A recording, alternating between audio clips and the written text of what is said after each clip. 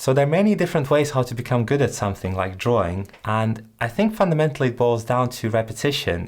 The more we do something, the better we become. So in this week's video, I thought I'll share with you a couple of mental tricks and tips that I personally use to increase my confidence when I practice drawing. So before diving into specifics, I do think it's worth mentioning that I don't consider myself to be a drawing guru. I do think there are many better illustrators out there, but I do think that I'm much better than I used to be. And I think that's an important point to note. The single best way to compare ourselves is to compare ourselves to the previous version of ourselves and not to other people. And I constantly try to remind myself of that when I, for example, scroll through Instagram and I see other people's work who I think are better than mine. In those cases, I do remind myself that I'm actually improving on my path of becoming a better illustrator. The other thing that I try to remind myself is that quality is subjective. There's other people who are way better than me, but I'm also better than some other people. So there's no kind of definitive point where we are amazing and where we're completely crap. There's this sliding scale of different possibilities among that. And I think one of the best ways to illustrate this is to take, for example, somebody who has never picked up a pen in their life and ask them to draw something. And I bet you that that person is going to also rank among the people who have never drawn on a scale. So,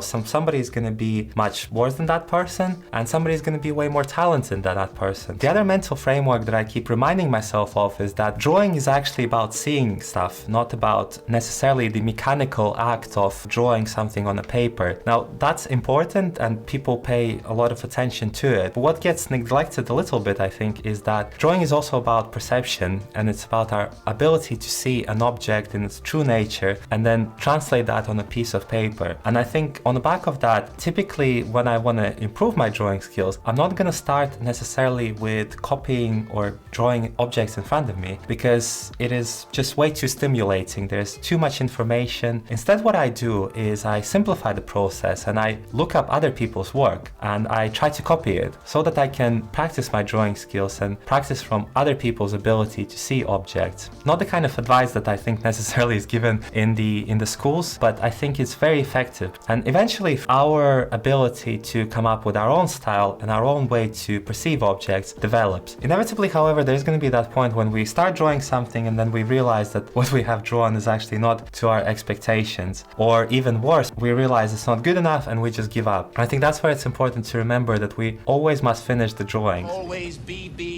closing. Always be closing. Finishing the drawing gives us an opportunity to, first of all, go through all the steps of drawing process itself, but it also allows us to then later on compare the quality of the drawings as we progress. The problem that faces a lot of artists and people who draw, including myself, is that it's very tempting to give up if we see that our drawing is not to our expectations. And I have been guilty of that myself. There's, multiple sketchbooks that I have that have unfinished scribbles in them. And when I look back at them, it's very hard for me to say, how have I improved ever since that? The other reason why drawings don't get finished, in my opinion, is that we have a sense of perfectionism in our head. And, that nagging voice in our head that what we're doing is not good enough. Fighting perfectionism is not easy at all. It requires some mental gymnastics. One way I found somewhat helpful is that, when I draw, I typically try to separate the doing part from the kind of judgmental part. I simply try to focus on finishing the task, and then the judgmental part or the analysis and learning part is always coming later. So the next day or in 2 days time or so, I can then with fresh pair of eyes have a look at what I've created, and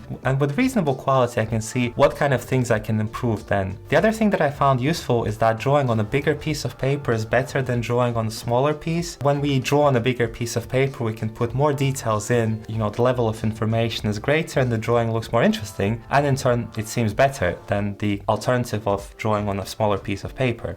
On the iPad or a digital drawing, what we can do, we can actually zoom in into the drawing really closely and then replicating the same process or then reverting to a smaller format actually improves my ability to draw on a smaller piece of paper. The lines feel freer, the composition feels better, and the drawing generally has this kind of flair that it doesn't usually have if I only practice drawing on a smaller piece of paper. So these are my tips. Let me know in the comments what you think about them, which one is your favorite ones and which one you're gonna be using next time you draw. There are also other videos that I do on this channel that are primarily focused on helping architects and interior designers to draw with more confidence and faster. So if you're into that sort of stuff, then check out other videos on my channel. I hope you enjoyed this one, and I'll see you in the next one.